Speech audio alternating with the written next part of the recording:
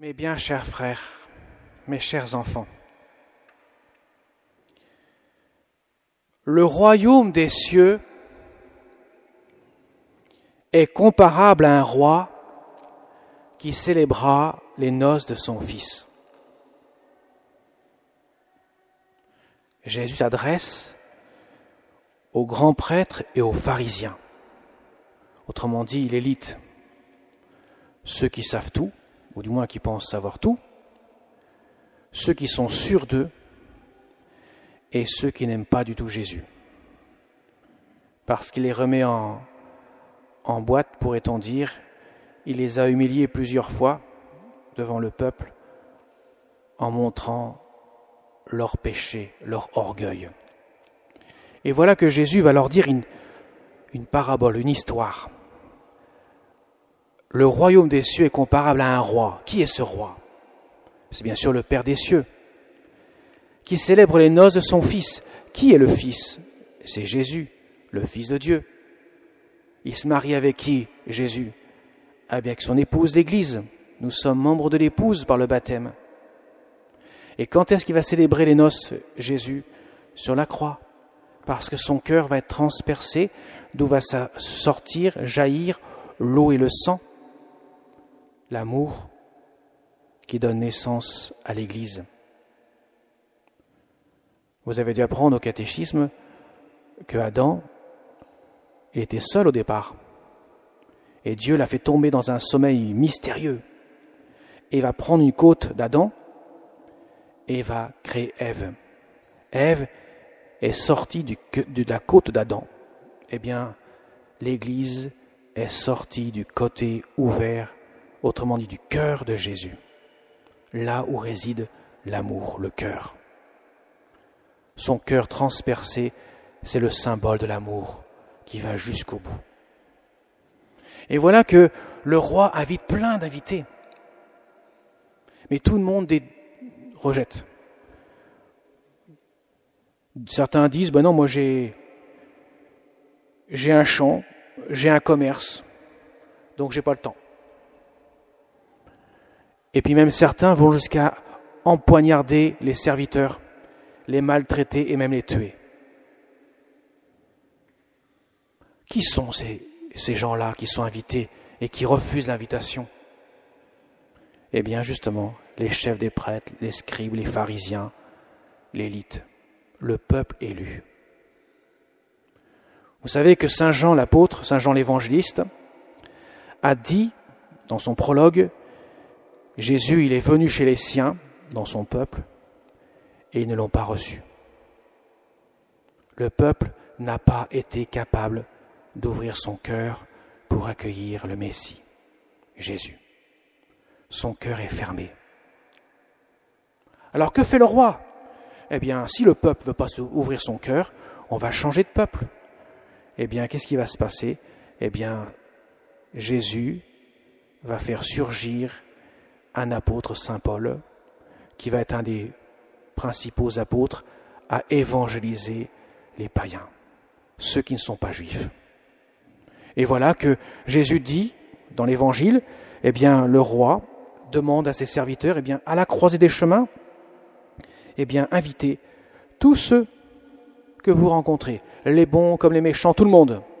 Ils ne veulent pas venir, tant pis pour eux. On va inviter d'autres personnes.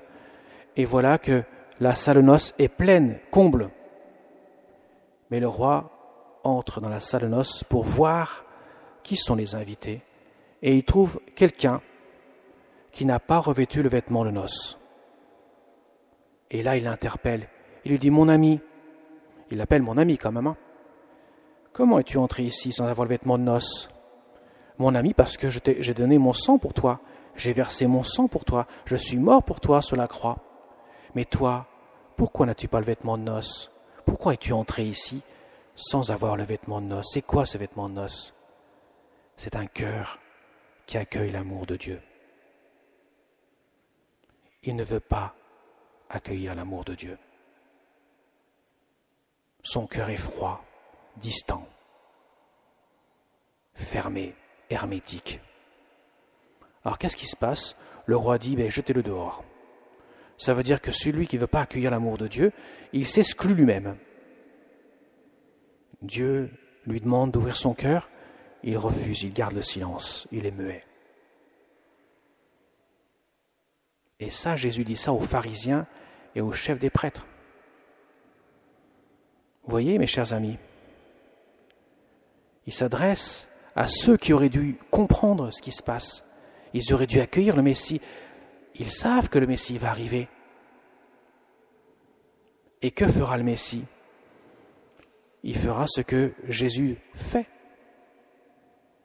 Il guérit les malades, les estropiés, les boiteux, les lépreux. Il annonce la bonne nouvelle à tous. Il fait même des miracles. Et ils ne comprennent pas, ils ne se convertissent pas. Il va même jusqu'à faire revenir des morts à la vie. Et leur cœur reste fermé, englué dans le péché. Le péché étant la rupture d'amour avec Dieu. Voyez, Jésus le reproche vivement à ces gens-là. Vous auriez dû me reconnaître. Vous auriez dû reconnaître que je suis le Fils de Dieu et vous ne le voulez pas. Votre cœur reste fermé à mon amour. Alors que les autres, ceux qui pourraient être éloignés, les publicains, ça veut dire les collecteurs d'impôts, ceux qui sont rejetés par le peuple parce qu'ils prennent l'impôt des Juifs, alors qu'ils sont Juifs, pour le donner aux Romains. C'est des collabos en quelque sorte. Eh bien, ces gens-là se convertissent. Saint Matthieu en est un collecteur d'impôts. Il se convertira, il deviendra un apôtre. Et aussi les prostituées, Marie-Madeleine.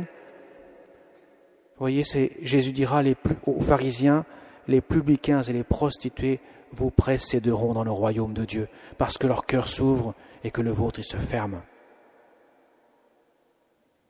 Alors, qu'est-ce qu'on peut en tirer de tout cela? Mes chers enfants, vous allez au catéchisme pour découvrir qui est Jésus. Il est Dieu le Fils, qui s'est fait homme pour donner sa vie sur la croix, pour que nous puissions avoir le bonheur éternel. Et le bonheur éternel, c'est quoi le bonheur éternel? C'est d'aimer de l'amour de Dieu. Alors, ce que Jésus veut nous dire, c'est ouvrons notre cœur à Dieu. Apprenons à l'aimer. Apprenons à l'aimer pour que nous puissions l'aimer lui avec son amour et que nous puissions aussi aimer notre prochain, même ceux qui ne nous aiment pas, les aimer avec l'amour de Dieu.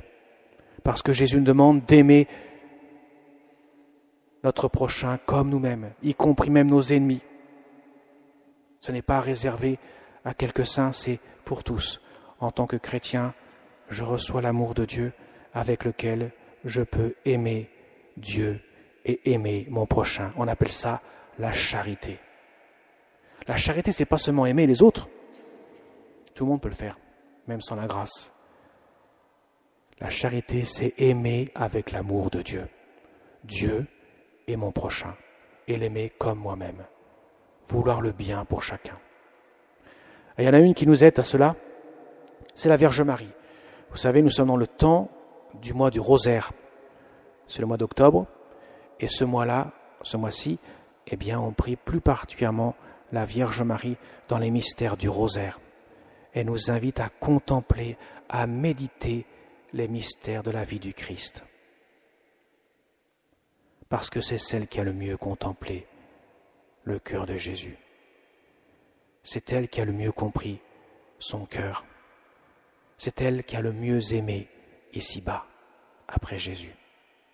Elle a tellement aimé que Jésus lui a demandé même une mission qui pourrait paraître insurmontable à nous tous, d'aimer même ceux qui ont tabassé sur Jésus, ceux qui l'ont mis en croix, ceux qui l'ont crucifié.